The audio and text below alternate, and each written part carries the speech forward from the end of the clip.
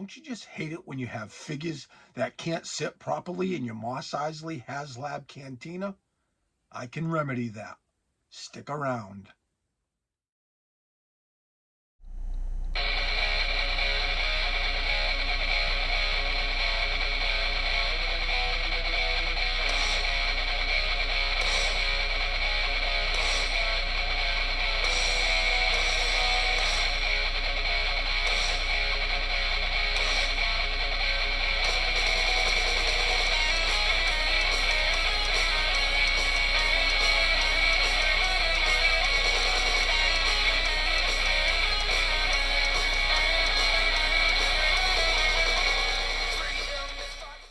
Hey Star Wars fans, welcome back to another video from All Things Star Wars Considered.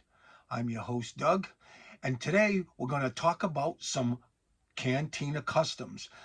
Yes, obviously, when Hasbro took over the Star Wars license back in the mid to late 90s, they put out a lot of figures. At the time, they put out a lot of Cantina figures. And you know something? The technology wasn't there yet. Well, maybe it was, but they just hadn't discovered it. They didn't know how much the hobby was going to progress. And they didn't have any idea that someday they would be making a very detailed Cantina playset. Well, guess what? Fast forward to 2025, and all of those things that I just mentioned have happened. The hobby has grown exponentially. The technology obviously has improved, and we do in fact have a HasLab Cantina. So we have a lot of older Cantina figures. We've talked about this in the past. They have decent head sculpts, but no lower body articulation. So what are you going to do if you want them to sit in the Cantina? Well, slowly but surely, I'm trying to pick that off one figure at a time. Today, I actually have a couple of customs that I'm going to share with you guys. I also got the last of my pre-orders from Hasbro. We're going to see if that last figure will actually fit into the HasLab Cantina, and that is all coming up next. So stick around for that. Okay, now let's get into this box. Now, obviously, lately I've done a bunch of unboxings. I've had a bunch of figures come in. Dengar, and Dr. Evazan, and Ponda Barber, and Han, and Ben, and whew, the list goes on and on. I had one outstanding figure that I was waiting on. The box just arrived. I don't know, per se, that the figure I'm thinking that's in here is actually in there, but the process of elimination leads me to believe that I have a pretty good idea of who's in this box. So let's just cut the tape away. There we go. Oh, that's right. I'd already pre-cut some of this. That's right, just to make it a little easier. Okay, now, yep, I can see. Let's just kind of pull this out. There's that patented Hasbro packing material, and there's two figures in there, but only one character, and we'll get into that briefly. Now, what I have is the new Chewbacca, and obviously this is the old days of collecting. Buy one to open, one to keep, carded. I don't do that too much anymore, but I did want to add Chewie to the Cantina, and I did want to keep one carded. So I don't do a lot of that, but I think what the situation with this was, I was trying to get free shipping, and I believe I got 2 Solos, 2 Chewbaccas, and then maybe Kenobi, and that got me to the free shipping. So it was worth it. So let's take a look at this figure. Now, this is the new Chewie. Obviously, they've gone with an alternate card back because, you know, the one from the Kenner days was done a few years back, and they wanted to kind of revisit this character for the Cantina as part of their Return to Tatooine campaign. So they went with a different image, and I gotta say, I like it. It's a little bit of a departure from what we're used to when it comes to Chewbacca, but, you know, nevertheless, a great-looking picture. They have, of course, maintained the yellow name pill and the yellow backer.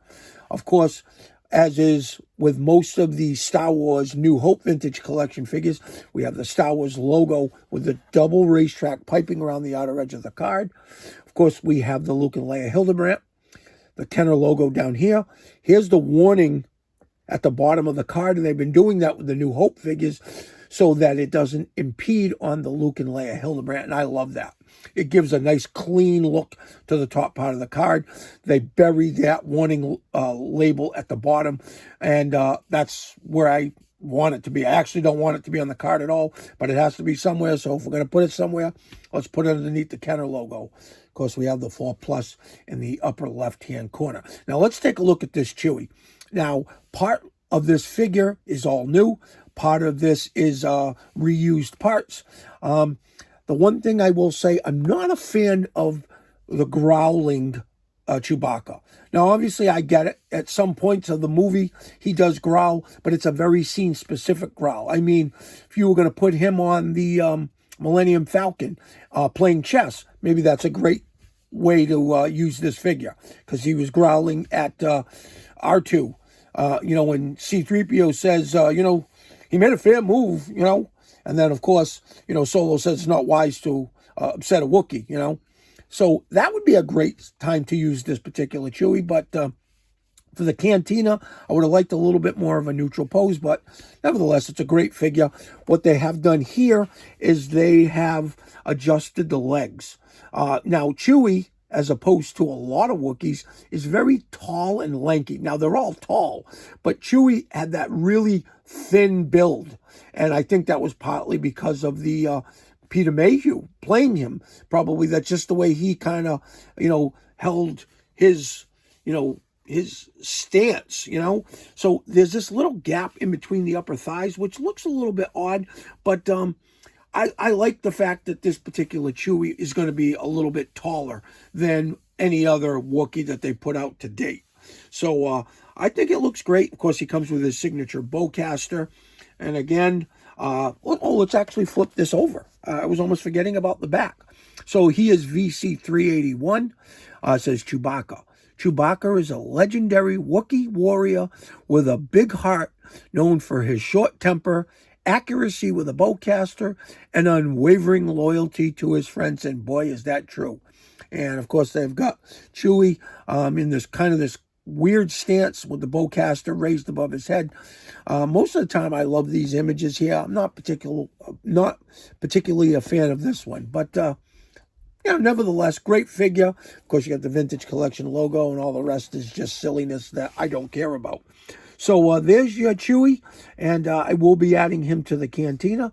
And let's get into a couple of customs now, because I've been working on customs lately, and I kind of like to share a couple of them with you. So stick around. That's coming up next. Now, you're probably saying, that's not a custom. Now, obviously, last month we talked about the whole Bom Vinden thing, because Bom Vinden was a Target exclusive. It was supposed to come out October 5th. If you remember my video, I talked about, playing a bunch of games with Target, and eventually they had to actually ship this to my home. Now, after the fact, I went into Target a little while later, and they actually had the Bom Vinden hanging on the pegs. Well, I got in touch with my buddy Gary, who also picked up the Deluxe Cantina, and he's looking to populate it. So I saw the Bom Vinden. I took a screen grab of it and sent it to him and said, hey, if you're interested, they have Bom Vinden over here at Target. So he ran right out. He grabbed the Bom Vinden, and he actually texted me back and said, yay, this figure was actually on sale for $12. So that's like a clearance price. So I felt that was a great opportunity to go and pick up a second one. So I just left Target. I picked this figure up. I believe it was a little over $12. And I don't need this figure, but I'm going to use his body to create a custom figure. And when we return, I'll show you just exactly what I have done with this custom, with this Bom Vinden. So stick around. That's coming up next. Okay, you're probably wondering. Now, for any eagle-eyed fans out there, you might recognize this character. This is a headless Dejaz Pure. And in some circles, they call him Jasper. They do not pronounce the D. They just go the Jas and the Puhr and call him Jasper. So I don't know. I've always called him Dejaz Pure, but in some circles, like I said, he's being called Jasper. Now, this was a saga figure. There's absolutely no articulation. just in the shoulders, and swivels at the waist, and the legs move. But there's no articulation in the ankles. There's no articulation at the knees. No articulation at the wrists or elbows. Just the head turns. It's like a standard Kenner figure with one added point of articulation, and that's at the waist. Now, this figure does not sit at a table. I hated it. And he does have some similar outfit that, Bombindin had. So let's bring him in now. So here we have the custom Jasper. And what I've done is I chopped the head off. I added it to the Bombindin body. I could have done a little bit something different in this chest area, but I decided not to because it just didn't matter enough to me. So I painted his boots. I wanted them to be not as light as this, but I wanted them to be different from the actual spacesuit. So I created the pants as black. The boots, I used pavement. I kept his arms the same. This chest, again, could have been a little bit different, but it was close enough for me. I put the head on, and here's the beauty of that. Let's see if I can bring in one of the Cantina chairs now, and let's sit him. So look at how the Jasper sits. Couldn't do that before, and we'll just show you. That kind of looks terrible, doesn't it? So I'm thrilled with this particular custom. It looks the part. And I actually did one more custom, and this next custom I'm very proud of. So stick around. That's coming up next.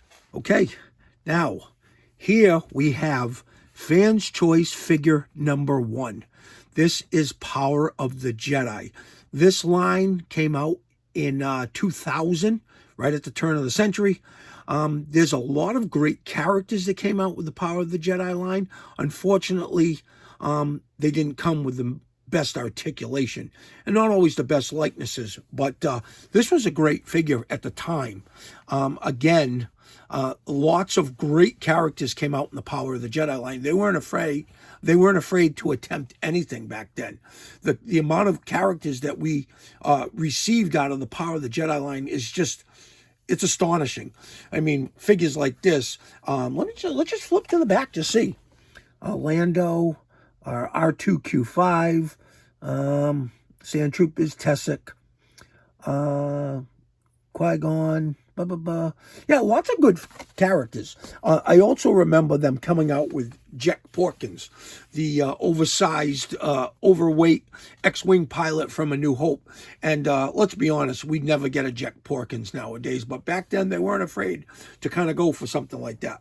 So we ended up with Fans' Choice figure number 1, Elor's Matic. He's one of the Duros. We've talked about this a bunch of times on the channel. The problem with Elor's Matic is there were 2 of them.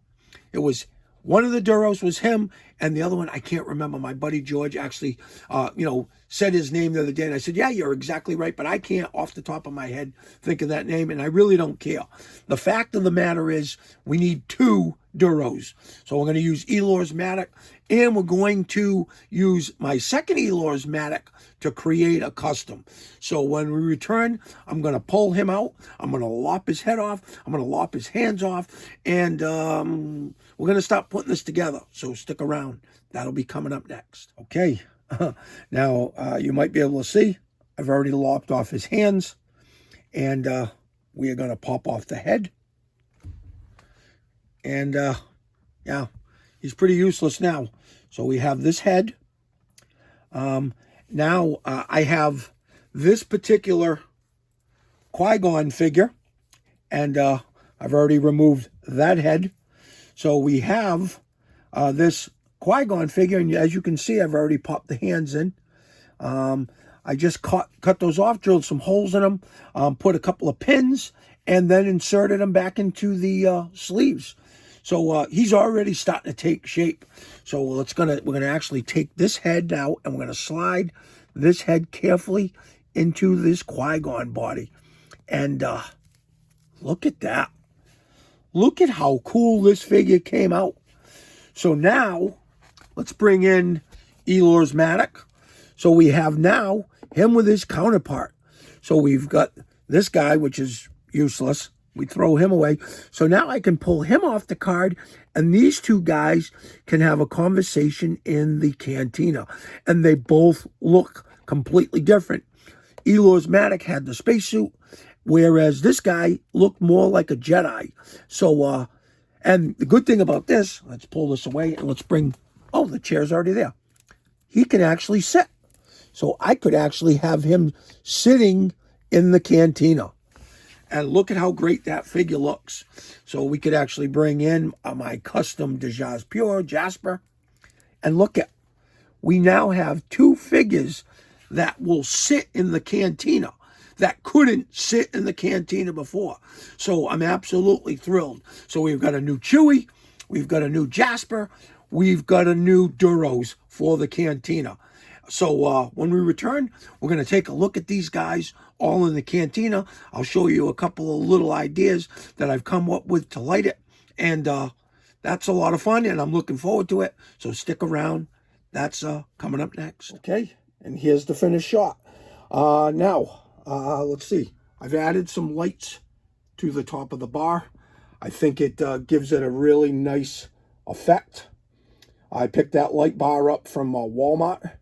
And it does shine down. I had two of them initially, way too much. So I just went with one. It lights up the bar decent enough. And it's tough to kind of get in here to film. I'm still figuring this out. But it's coming. It looks pretty good. And I knocked the figure over. That's okay. It was only Cabe, so no big deal. So let's start sliding through here. Let's get to the area that I wanted to share with you. And that is the Duros. Having a drink, having a conversation. They look pretty decent. Of course, one is seated. The other Duros doesn't have the lower body articulation, but I kind of have them standing to the side of the other Duros, and it works. So let's kind of now briefly show you how the Liren Karn Pure Jasper figures look sitting now in the booth. Of course, you have Muftak in the background. And in the foreground, you have Mayo. So I think that looks great. So let's kind of casually just kind of move our way out of the Cantina as carefully as we can without knocking figures over. And I hope you enjoyed this display, and we will see you on the next one. May the Force be with you.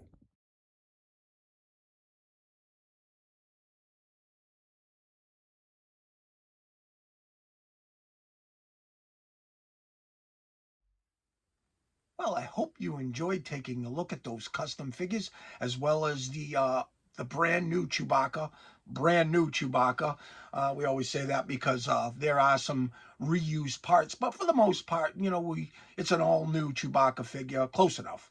But I hope you enjoyed taking a look at those figures. I do think they add to the Cantina display. Obviously, when you can put a super articulated figure, or mostly super articulated figure, into the Cantina, have them sitting in a booth, have them sitting around the table, I think it's always beneficial for the Cantina. The more figures we can cram into that playset, the better. The more crowded it looks, the better. So I hope you enjoyed taking a look at that. But we are going to move on. We're going to start to wrap things up. Before we do so, though, I'd like to thank all those people that have subscribed to the channel. You know who you are. If you've hit that subscribe button, I want to thank you. For those that haven't, though, I've got a question for you. How come? Please hit that subscribe button so I can continue to bring you that valuable Star Wars content. If you enjoyed this video, you know what to do. Give it a like. That helps the channel as well. If you have a question or a comment, leave them in the comment section, and you know I'll get back to each and every one of you. Want to remind everybody to have a great day. Thank everybody for watching, and we will see you on the next video. And as always, may the Force be with you. And one final thing, happy Thanksgiving, everybody. Happy Thanksgiving. There's an old man living cold and poor. Feels like there's nothing to give. There's a young boy crossing by his path.